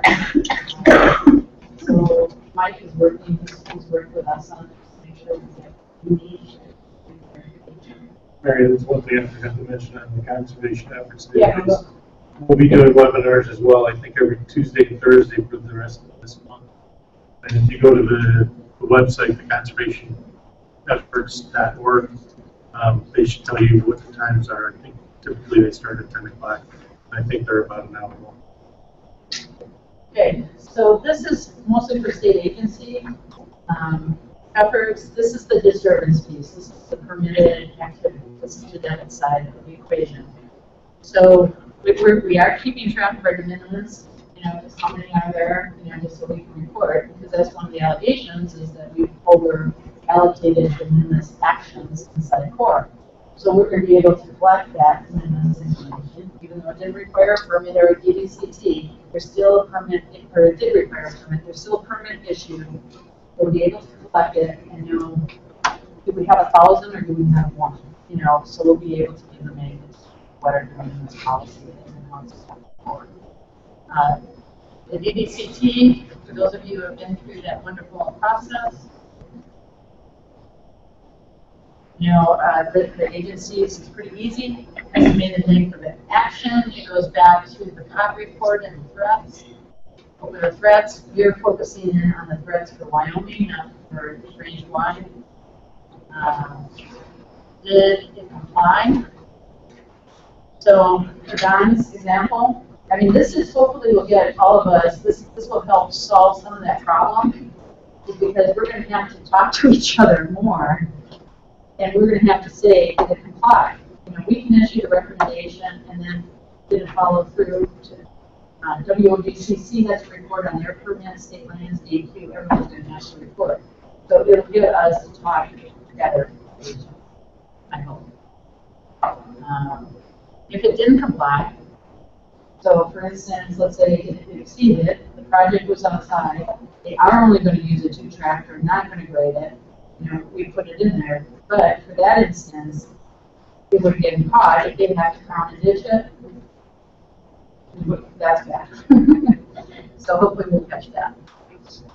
And then we want to put in. So one of the concerns that we had is that just because we're under 5% doesn't mean that industry didn't do a lot to get to the under 5%. And we want to be able to show industry's effort to get under the 5% or to minimize the disturbance. So we want to ask if additional mitigations were required or offered. Might not be required, but let's say we're going to pick one. And on Paul, and he said, yeah, we'll be willing to co-locate that. They were, let's say they were 3.5%, but they were willing to, they were going to take up another 0.5%, but they said, no, we'll co-locate, we'll use this road, and we're going to put it at 3.75, and we're going to raise it to 4. We want to be able to document that. Okay? So you all are doing some tremendous work in your planning, and we want to capture that. So if you were going to just put it out on the site, just take up the increment, or were you working to minimize the increment service, and we want to capture that. All right. Yeah. Raises a question, and I've got a bunch of them on this particular issue for existing or pending projects, most of which are on BLM. So I don't know if this should be addressed to you, to Buddy or Mark, or all three. If part of that plan of development included on-site mitigation, i.e. consolidation, directional drilling, etc., if one agency is looking at that going, okay, that plan of development called for 1,000 wells and 3.5 acres per well of disturbance. However, if the operator's plan of development could have been much greater if they would not have directionally drilled, how do we account for that? Right here. You say you offered for additional mitigation actions required or offered. Yes, you offered it. It might not have been required, but you offered it. And you do redesign or restoration, and it would be redesign. Or existing design, that's my question, for an existing pending project under a current EIS review. And that's sort of the follow-up question to that. If we've got a pending decision, how does that get accounted for? Well, we're only looking for disturbance that actually gets permitted. If you have a right to disturb that ground, that's what it's approved. It hasn't been approved yet. It's not approved. When the decision comes, you enter. Yes. most of those decisions for most of the EISs in the state, Mr. Help me out here, buddy, are probably going to happen after December 31st, 2014, when Fish and Wildlife needs that data. So all of that work that's done on a tremendous amount of acreage, some of which is not going to be accounted for through either this system or the Fish and Wildlife data collection. But the problem is that it's, and I get what you're saying. I mean, that's a lot of energy and effort, but it's not been. It's not counted as disturbance. Right. And that's my question, is the BLM going to count that as disturbance if they haven't made a decision? No, they can't. How can you? Yeah. Let's say that the project does get approved. Is Jenny entering that project, or is Paul entering that project? It's the agency, the permitting agency. So that raises that same question then. If we do have an approved project, we need to make sure we're tied with Jenny. Yep. So there's a very clear understanding that we could have gone with Plan A, which would have been X amount of disturbance. We voluntarily went with Plan B for that plan of development, and it was a net savings of X amount of acres in disturbance and human activity and everything. So I'm still concerned from a BLM standpoint. Are any of the pending EIS projects in the state going to be accounted for in any way, shape, or form? I want to say they should be in a CED, but not in this. No. I'm worried about both, but if they're accounted for in the CED. I think if conservation efforts, if it's planned and going to be implemented, then it's counted. It doesn't have to be on the ground before it can be counted. It can be, if the plan is set and you're going to move on it, then it's counted. But Until you have a record of decision, you can't bank on that. So I'm curious how it's going to be accounted for, yeah. The conservation efforts database is what I saw, and I'll have to go back because I've only had a day or two to done it, is that it's looking for restoration of functional habitat.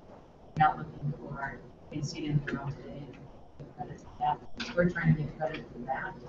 I'm worried about getting dinged on the debits. Yeah. That's my bigger concern, not the seed. Is if we're going to, as a state, going to get whacked with how many ever wells we have on the plate right now through the BLM NEPA process, and the disturbance accounted for that. How is that being input, or is it being input? Well, it should, it should not be input. This is actual disturbance. We can't input a long-term plan and say over time it's going to do X because we don't know that it's going to do that. So when the disturbance hits the ground or the reclamation hits the ground, it's counted. To count anything speculatively is absolutely wrong in this case. That's exactly what we've done with mitigation over the years. Is we've made up a result and said we were going to get it and not got it. That's our problem. It's got to happen on the ground.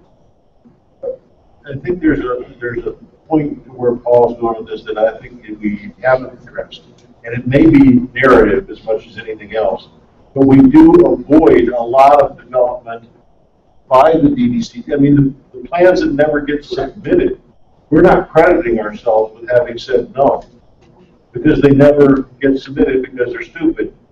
But in addition to that, you have plans that are accomplished that avoid disturbance, and there needs to be a way for us to credit both the industry and the state for having avoided that disturbance. I agree it probably does not belong in here, but we probably, or we need to at some point, come up with a methodology for recognizing best effort that is, it results in maintaining habitat. I no disagreement with any of that. As you know, I tried to author a paper that captured that. Yep. And it is virtually impossible to capture the people who come in, Jeremiah and I meet with, and say, this project is not going anywhere. So there's never a permit applied. Well, you can't take credit for it because you can't document it. And we've got to be very, very careful that we don't start claiming things that are not documented. I couldn't agree more. But what I'm suggesting is that when you have a redesign that's based around maintaining credits for the firms, rather than losing them and having to rebate them, there needs to be some way to record that, because that's a conservation action, correct? So, but let's be careful, because you're gonna get into double counting that. If your disturbance was separate 4 and it's 2, you're only getting dinged for 2. Your credit is the 2. Okay, you still got 3% left, right? If you say, oh, but it was going to be 4 and you put that in, then you've got to claim 4 and take 2 away. That's too complicated. So I agree with you. I think what we want is the narrative, and maybe that's an extra box. How did you reduce your footprint? And then you can put that in and possibly aggregate that reduction. That's what I'm suggesting. Not that we put it in the measures, but I do think that the best effort needs to be recorded completely so that we can establish the sacrifice made to get there. It doesn't, I agree, it does not add up to more acreage. But it does add up to expenditure and effort. Okay, so I was trying to pull up, so there's the other multi-state database, which actually addresses what you're talking about. It talks about the planning effort and the conservation effort. This is talking about debits and credits and numbers and footprint, okay? So the multi-state, and we had a conversation with the other states for exactly this reason, because they're not at a place where they're actually implementing the plan, they're planning. You know, they're still planning plan in some things. So the multi-state database just takes it up a little bit higher, and it talks about all the threats, and I was looking for it, I can't find it, it won't let me but, so it talks about all the threats. Do you have a plan? Do you have funding for the plan? Are you working on it? So they wanted to get credit for having a policy not having money, or they have a policy where you stay out of something. You know, you voluntarily stayed out of it. So that's the place where we're going to report that. That's the narrative that says, it's kind of more of a political database that says, here's how hard we're trying. Our database is, here's the results of our try. So there's kind of like two different narratives. The multi-state is, we're working through that. Even Fish is trying to put it together. We're trying to find a home for it because nobody wants to manage it. But so you've got the conservation database, the Fish and Wildlife Service that's statewide and range-wide. You got our database that says, here's our plan, here's how we're implementing it, and here's our scorecard on implementation. And then you've got the multi-states that really focuses in on planning. You know, ravens, predators, whatever. And it'll talk about, because they're not as far as we are, they haven't really put the debit credits together, but they want to still get credit for the planning and share that narrative. Now, whether you can give them credit or not, I don't know, but that's what they want to offer you. That's what we want to offer you, is to talk about the decision not to even talk about APDs or a permit. Does that make sense? It's complicated. No, it does. I guess my question goes back to data entry into the CED, and how will federal agencies be managing flowing that data in? Will it be authorized disturbance or actual disturbance, and at what level? The way we do it with the DDCT, the way our process works, is if you have a right to move the ground, whether you moved it or not, it's evident, because you can do it at any time. Okay. The real problem with that is, I guess for this database and the CED, and I'll use Jonah as an example, we have a right cumulatively as operators to disturb up to 14,000 acres. That is not going to happen. And in order for us to get there, we still have to, we've got the record of decision, the 06 record of decision for the Jonah field, but we still have to, for a tremendous amount of that acreage to be realized, have to apply for the APDs to do it. The ROD didn't hand us 3,500 APDs. So at what level is that data entry going to go in? If it's based on the record of decision and that authorized amount, that's 14,000 acres we get dinged with, which is Joe, what, 4,000, 10,000 acres above what's currently realized, actual on the ground in the field? That's huge. So that's my question to the BLM and or Mark to you. Is it authorized or actual disturbance? Let me make a clarification first. The CED, the Conservation Efforts Database, does not collect anything to do with disturbance. It's only for conservation efforts. Okay. So we're not counting disturbance whatsoever in the CED. Now, the second part where we look at the population status threats, that's where you start counting the disturbance. And I'm trying to find out, I thought it doesn't say who's responsible for entering it. This is not going to be a database. This is going to be the data calls of the states. It's an annual report. Right. And as such, it has to be actual disturbance. Right. Yes. You cannot. And Paul, here's the logic that I'm using to come to that. When we started this process, folks, in 2007, we had many protracted discussions about what constituted a right. And as far as the oil and gas industry, the APD constituted the right. So to go in and say, now, you have no right, but we're going to count the disturbance that came out in a rod for a 20-year project is absolutely inconsistent with what we've done. But that's what I'm hearing. No, I don't think that is right. That's just exactly what. No, it's at the APD level. It's at the APD. It's not at the project level. You're not going to do it by that rod. You'll do it by actually the project, the APD. That's where you have the right to disturb the ground.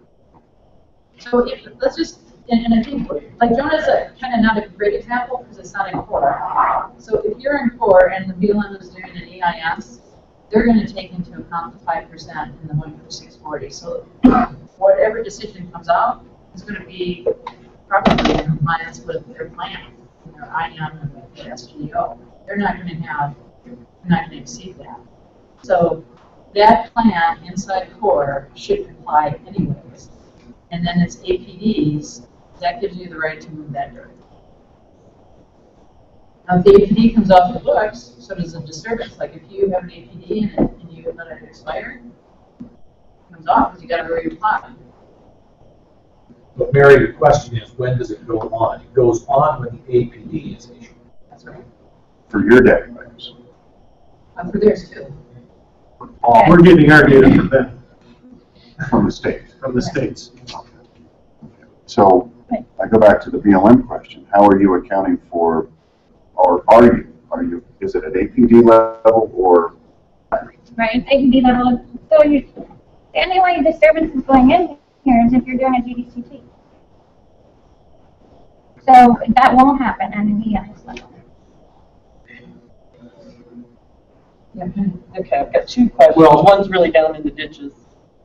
If I have an APD and part of my approval is that I will plant this seed mix, and the seed mix is one that is beneficial to grouse. When I do my interim, so pulling all of the stuff back for the production, there's an amount of acreage that's been seeded. And then when the well is plugged and abandoned, there's the final acreage that's been reseeded. Are you putting that in? Yeah. Okay. And I think you'll get to that, Mary, right? There's a follow-up. Okay. And then if we're outside of core, but we're doing things that are beneficial to adjacent lakes, but BLM's not putting that in there. They're only doing. If they want to. Okay. If they want to. When it comes to non-core, it's kind of, this core is all hands on deck. So I want to make an observation because I think it's really, really important at this juncture. What has made this group successful all the years that we've been doing this is our ability to communicate. Right here is a prime example of where all of that work in communication is going to pay off. Because Penny, that's where you need to work with VFO and say, hey, are you going to enter this or am I? Right. And make sure that that data gets entered. Now, if we were in Utah, where they don't even speak to each other, this would be a son of a bitch. But we're in Wyoming, where we do speak to each other, and we just need to really be diligent. We're making sure we get the efforts documented. So, and again, there's worry about duplicate. So this is where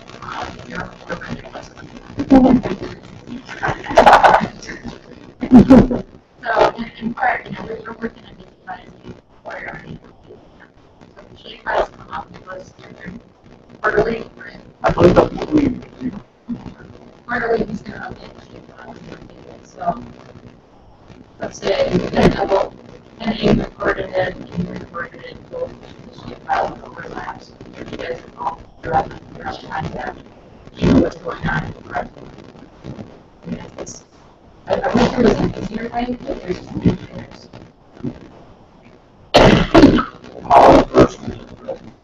Just want to clarify something. But also the conservation efforts database, we don't have to worry about the state has to worry about the levy deadline. We just worry about working with the area to make sure the biggest and she will take care of that. Is that correct?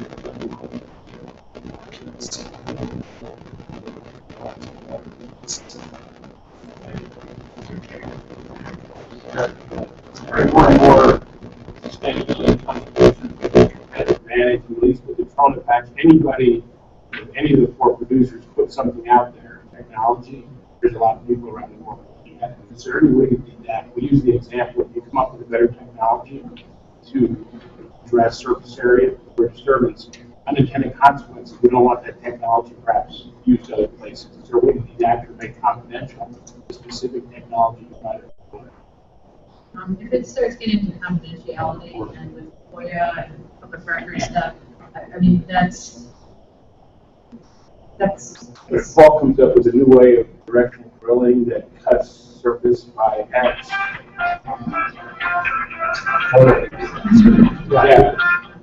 So you don't have to talk about the technology, just. A redesign. Just keep it high level redesign. And that's sufficient? Yeah, it just shows. Fish and wildlife, no. Looking at right here, it says identify any proposed energy developments within occupied sagebrush habitat. That's core, that's non-core. And so every proposed action out there, i.e. any oil and gas development, anything else on the table, whether it's got a rod or not, it's in the process, is going to have to be identified as a threat. So from that standpoint, if it's identified as a threat, then it is going to be counted against us. How do we capture mitigation built into the proposals themselves? They're going to have to be identified. It says it right here. So how do we account for that? Where you at? I'm in Mark's letter here. You're in population status. Yep. Yeah, but the purpose of this, you're trying to combine them, and I think Fish and Wildlife is trying to separate.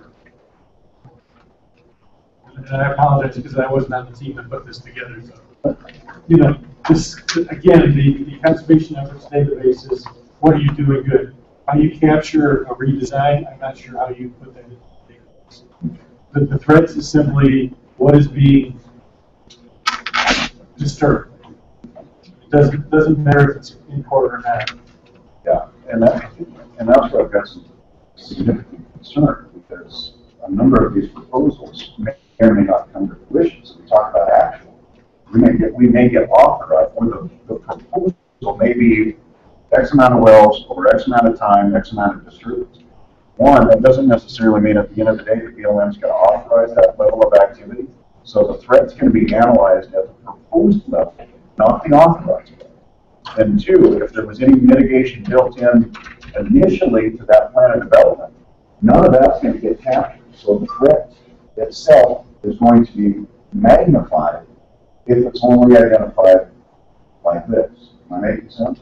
Yeah, I agree with you, and I think that is not correct account. And I think what it is in this, the population as threats, data request is mostly a narrative report.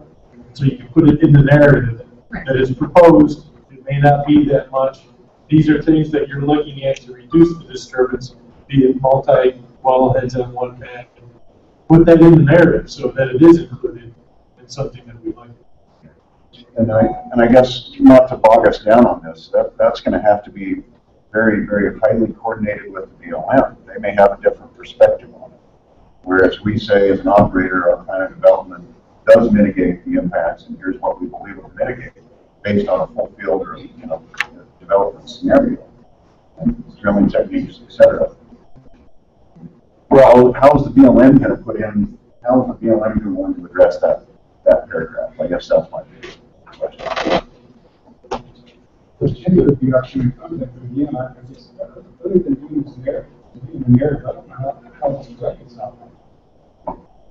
And I think, Paul, the other part is that ultimately the check and balance between Mary's reporting and all the reporting that goes directly to service, those are going to be different numbers. And when that occurs, that's where you have to look at it and say, okay, why are these not matching up? But we should never report a project level design.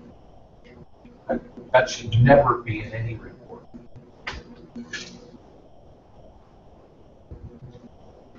Okay, so just moving forward, for the conservation pieces, probably going to have to enter it's a lot better than when we started off a year ago on this. So we got it down to about 5 lines to get into it, and I'm sorry if we ran out of time. For the permitted disturbance, the debits, state agencies in general will take care of that, and the federal agencies, any permitting agency who issues a permit, will take care of that. It will, if you have one project and you need 5 permits, all those permits go in to address the deal with them, so that we start looking at what the other agencies do. I can do web access, I can do face-to-face. It really isn't too bad. I mean, the questions that you brought up are the questions that come up during the training. What about this? What about that? The group that put this together includes, there's a lot of you, Susan, Barb, Jenny, a couple other people here. They really helped build this. Okay, so the credit needs to be given to them. We tried to make it as simple as possible, because we certainly could have made it complicated as hell. And simple is harder. There is probably a lot more information we want to get, but at the end of the day, we're trying to say that we're trying to figure out, are we implementing the strategy? If not, why not? What good things, what's the credit debit balance in each core area? Are we gaining or losing? And then the population comes back as to bird's care. And that's kind of the argument we're presenting. And a lot of this came out of Windmill's decision on the IRP. He basically said, you have a good plan, are you going to implement it? And I want to see if you're, so that's what this is built around. Are you implementing So, yeah, How far back does it go if you had an easement in place for state drive? if it's a valid, I put it in. I mean, if it exists today, Since 2008, since the deal, or any easement in the state of Wyoming that is the benefit saved for us.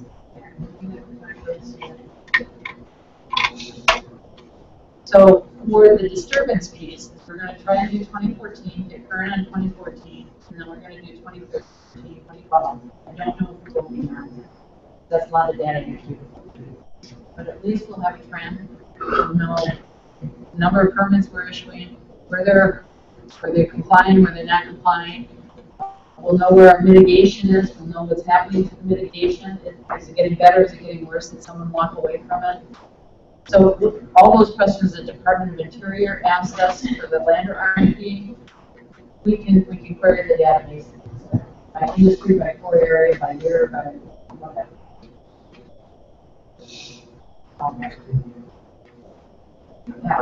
How do I go about tracking, I guess, to see what my staff is doing? I forgot about that during the webinar to ask, make sure it's being done, I guess. Right, you would go back. I don't know if they'll let me go back.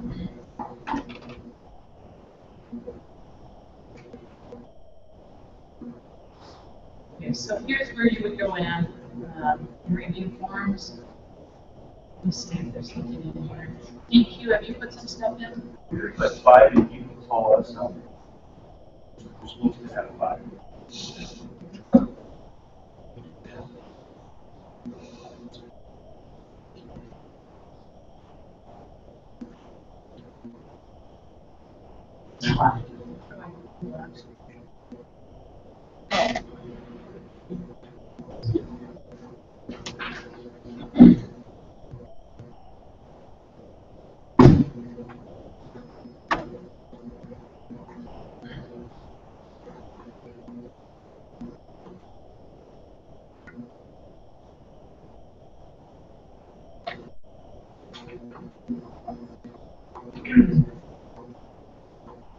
Mary, how much longer is that? I'm done.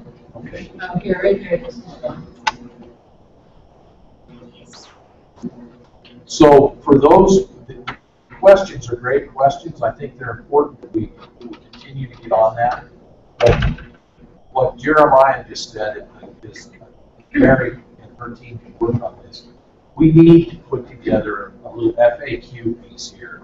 What the frequently asked questions are, identify some of those issues, and run that out at our next meeting. Be able to say, okay, these are the things that you would report, you wouldn't report. I will remain adamant that we're not going to report pie in the sky maybes. We report what's actually going to happen. And you're going to miss the mark on that a little bit. But it is, as you said, Paul, if we report what might happen, and I look at Lyndon over here, over a 10-year, 20-year time window in the veterinary industry, what might happen, why would you report that? Then you're going to turn around and insist that I report that anything I seeded be removed. That does not get to where we have firmly been all along, which is what is actually happening on the ground. And we've got to stick to our guns on that. So. Well, I couldn't agree more. My concern is the threat is required to be identified based on threat from fish and wildlife. So the threat from energy development and occupy, this is regardless for not.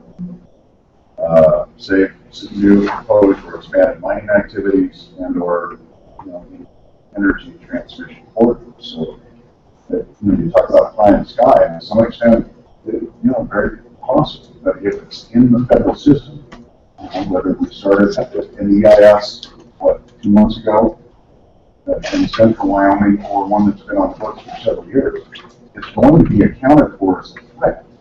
And it's going to have to be quantified as a threat. The question is, if it's quantified as a whole, and we'll take NPL, 3,500 wells with X amount of disturbance. We may not realize that. But what it won't account for, if it's quantified as a threat, is how much acreage we save by the very plan of development we submitted.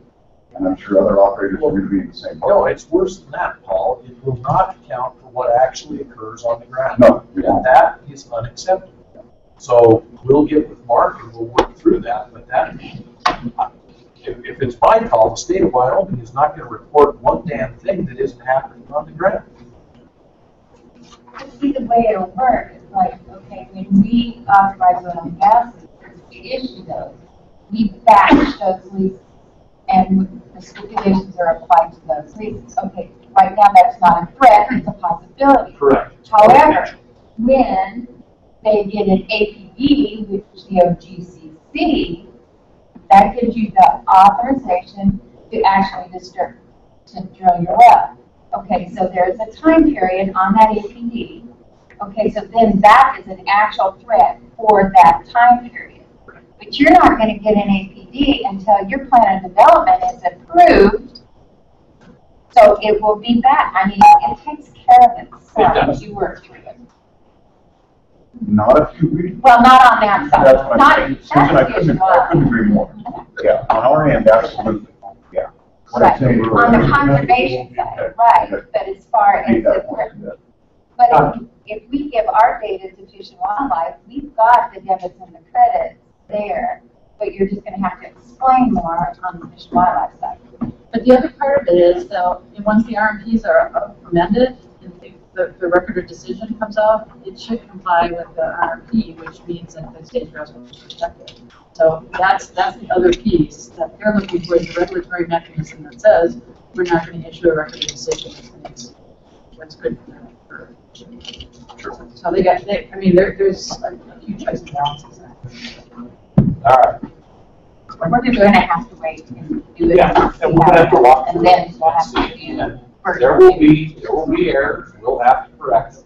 But yeah, Marcy. So if you've got authorized projects, you've got debits out there.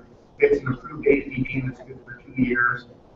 And so those debits are under 2 years. At the end of 2 years, the well's never been drilled. So who's responsible for pulling that off there? Is it going to be the operator? Because it could be BLM for federal minerals, it could be state for your state minerals. But who's going to be watching that? And I guess, maybe it's going to fall upon the operator to be tracking this stuff to make sure that if a well is approved but never drilled, if it's not renewed, then those debits go. I think we all need to work together. I mean, on state level, you need to call us and say, okay, my permit's expired, then we would work with the OGCC and you get it off. So operators need to be cognizant of that. Right, because we don't have our, we don't track how many, I guess we do our, well, it's happening.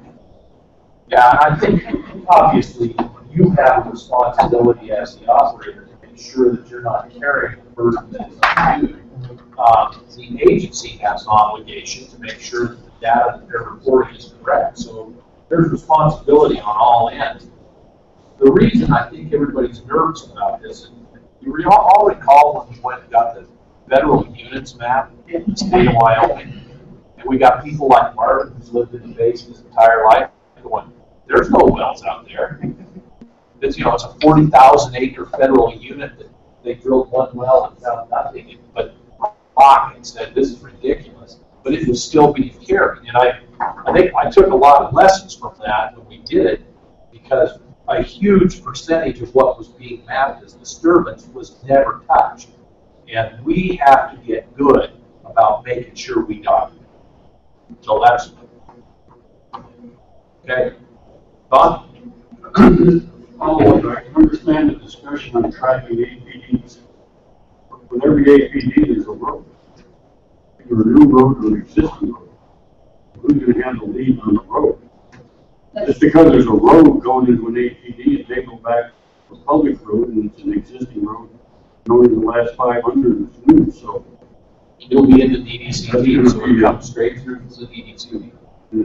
Well, in the checkerboard, you're going to have, who knows who's got the road. It'll come through on the DDCT, but we also, if it's on state land, we have to give you another permit to put that road in. You do. And so, well, we'll enter the new permit if it's approved. But in the meantime, we'll have gotten all the authorizations that we need. I permit. We have no role in that. Oh, no. But the DDC will still pick it up. Yeah. It'll come through on that. Yeah. Okay, let's, yeah. We as operators, how do we know who's submitting the data, and how do we check that data they submitted is correct? Because being a coal miner, you're going to have OSM, DEQ, BLM, Kingfish to the DECT. That doesn't count all the other DEQ agencies. How do we find out who's submitting our data? Whoever you get a permit from should be submitting your data. We've got a lot of cities too. Then right now, If there are service disturbing activity, whoever issues the permit should be submitting the data. So if you have a mine safety permit that has nothing to do with disturbance, you don't have to track that through. But I would say everything you do with DEQ, you better make sure. And they have the law. Exactly.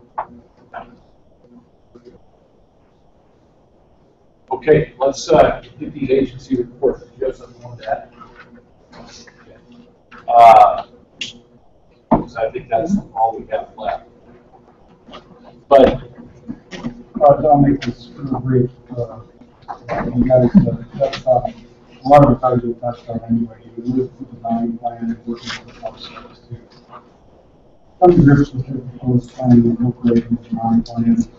When that is reconciled, the next step will be to continue to incorporate comments on the draft EIS. And this is a note of interest. We did receive something like 3,000 substantive comments on the non-plan amendment. So we will work with associated with that. The next step is to issue to get all these things wrapped up and issue a proposed plan finally EIS hopefully this winter, early 2014, 2015, for 3-day comment period. On Buffalo and Bighorn Basin, likewise, responding to comments on those and putting together the proposed plan to issue along with final EIS for 3-day comment period again toward the end of the year. Land RFP, possibly the biggest item. Most of you all know by now. I guess the law was issued signed the day after the last meeting. And folks in Lander are working diligently to initiate implementation. They're doing things like adaptive management training. We can kind of get out in front on that particular item, which is important. Likewise, behind the scenes, we're working myself, Pam Murdoch, Bob, and others to get the statewide framework for adaptive management and how we're going to try to make that work in a statewide fashion. Rock Springs, that are on hold pending completion of the 9 plants, so really not much change there. And then the Wild Horse issue, that stuff was discussed this morning, and we do again have a removal of right at 1,000 head in the Green Basin coming back here in 2 weeks or so. okay. Mark, do you have anything other than what you're reporting? Yeah, I just want to let folks know that the letter for the data call does have the dates in it for the webinars. It's every Tuesday and Wednesday, starting today, and they're at noon. You can get that information at conservation efforts that work.